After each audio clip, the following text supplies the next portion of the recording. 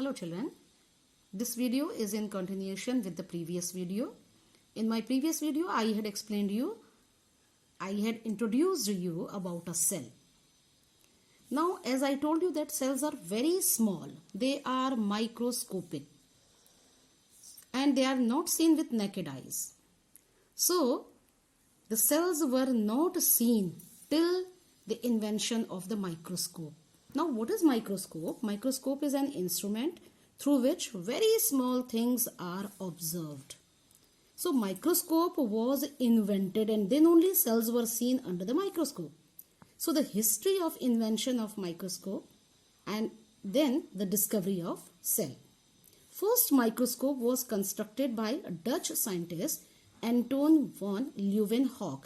Here it is written Antony van Leeuwenhoek. You may also write Anton van Leeuwenhoek. Now how to spell Leeuwenhoek? I mean how to pronounce Leeuwenhoek? Leeuwenhoek and together Leeuwenhoek. So Antony van Leeuwenhoek, he was an ordinary public official and he constructed 400 different types of microscope. Now his microscope is called simple microscope. Now why it is called a simple microscope? Because his microscope which he made was made up of one lens only. That means the microscope which Anton van Leeuwenhoek he made, it was made up of only one single biconvex lens. And because only one lens was used, this microscope is known as simple microscope. And this simple microscope could magnify, that means could show the object 200 times bigger than its original size. Now this is in the picture you can see, this is the model of or the very simple type of microscope which was made by Leeuwenhoek. So first microscope was made by Leeuwenhoek and it was called a simple microscope as it had only one lens. Secondly, then Robert Hooke. Afterward, Robert Hooke, he developed a microscope and this microscope had two lenses. Now since it had two lenses, it is known as compound microscope. So his microscope is known as compound microscope. Why compound microscope? Because this microscope had two lenses in it. So it is known as compound microscope. So first Leeuwenhoek, simple microscope, and it was made up of only one lens. Second Hooke, Robert Hooke's microscope, and it was made up of two lenses and it is known as compound microscope. Now Hooke, he is given the credit to see the first cell.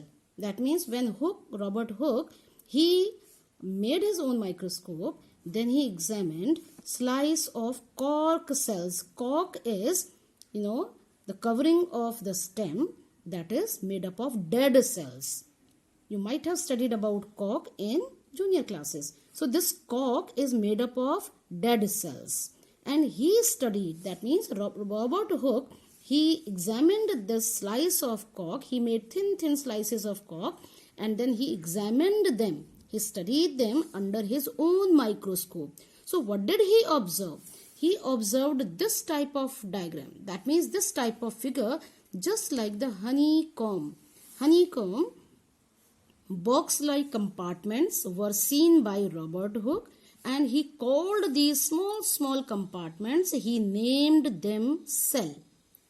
Okay, so that means the term cell was given by Robert Hooke. Although Leeuwenhoek had made first microscope, but Robert Hooke, he gave the term cell. Today we say cells, each living organism is made up of cell. So this term, this word cell was given by Robert Hooke. But remember children, since these cells were dead, so Robert Hooke only gave the term cell, but Leeuwenhoek, he is given the credit to see living cells. Then when the school will reopen, I will show you this microscope. Okay, various parts of microscope. Till then you can just understand these all parts of microscope through this video only. Now this is called compound microscope. Compound microscope because it has two lenses. So it is called compound microscope. Now what is this? There is eyepiece lens. This is eyepiece lens, and through eyepiece lens we keep our eyes here to see the object which is placed here on this stage. So this portion is called stage, or it is called platform or the stage. There is eyepiece lens through which we see through eyes, and there are two lenses below. These two lenses or three lenses, there may be three lenses also, they are called objective lenses. They have different magnification. Now how big we can see the object? We multiply the magnification of the eyepiece lens and we multiply it by the magnification of the objective lens. Suppose eyepiece lens magnification is 10x because it is measured in x only. So 10x. Or suppose one of the objective lens which we are using has magnification of 15x.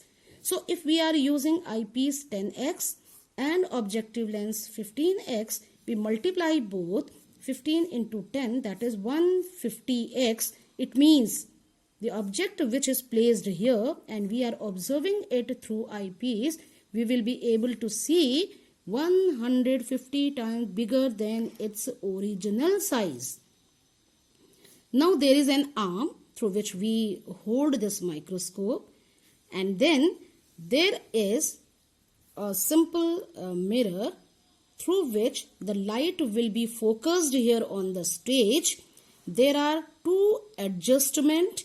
One is called the coarse adjustment and the other is fine adjustment.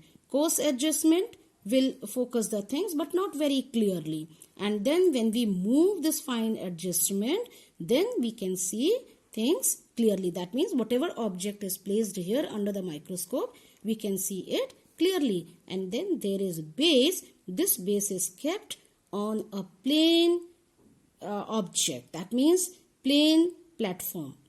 Alright. So this is all about compound microscope. And more powerful microscope is the electron microscope. In this electron microscope, we use beams of electrons, and this is not used in schools actually. This is used in laboratories to see various parts of a cell, and then these beams of electrons are bent by magnet. So the basic difference between this compound microscope and electron microscope is that in compound microscope we use lenses to magnify the object or the image, and in electron microscope we use beams of electrons. Now in my next video I will be telling you about cell theory.